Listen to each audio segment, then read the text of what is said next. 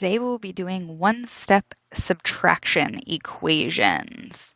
Okay, first we're going to write subtraction equations from a situation. Brianna's gymnastics club collected 83 toys for a toy drive.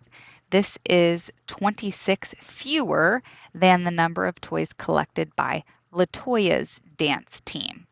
Okay, so 83 is the total Brianna team did.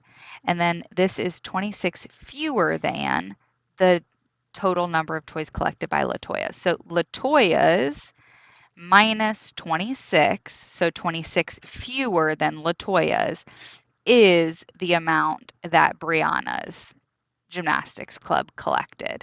Okay, so this, remember the fewer than here is a turnaround word, so that means it goes after.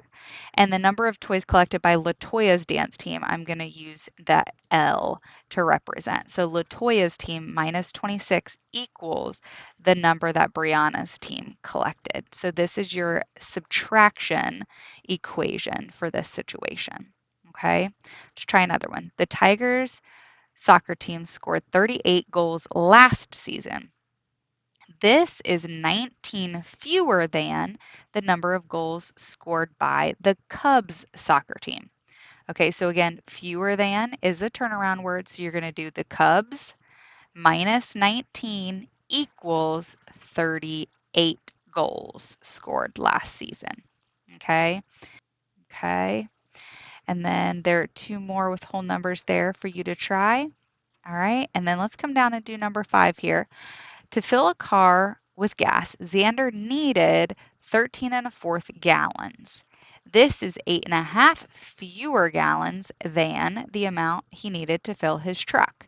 So the truck amount minus 8.5 equals the amount Xander needed, which was 13 1/4 gallons. Okay. So there are a couple more with fractions and decimals for you to try like that as well.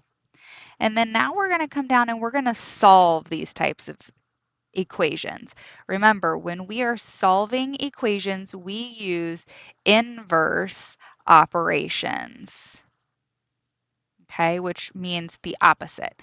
And the opposite of subtraction is addition. Okay, so the opposite of subtraction is addition, which is what we're going to be using today.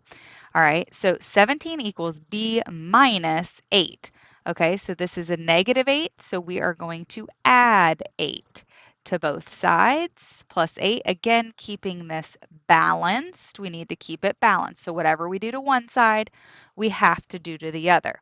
If I add 8 here to get 0, remember b plus 0 is just b. So b equals, and then 17 plus 8 is going to be 25. Okay, so 25 equals b. Okay, and then this part where it says check your solution, I can plug this back into the equation. So 17 equals, if b is 25, 25 minus 8 should equal 17, and that is correct. Or a couple more with whole numbers that you can try on your own. We'll come down here and do one with fractions. Again, negative 4.5, same exact process here. The opposite of negative is a positive, so we're adding 4.5 to both sides. Y equals, and then 2 plus 4.5 equals 6 3/4.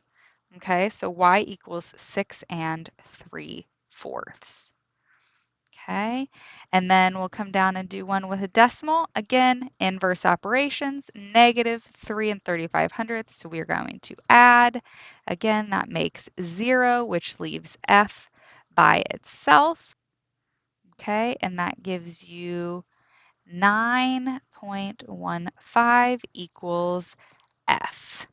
And you may use a calculator to help you with that, because the most important part is knowing your opposite operations and how to solve these types of problems, showing your work. Then I don't want you to get tripped up on your adding and subtracting of fractions. Okay? several more that you can try on your own.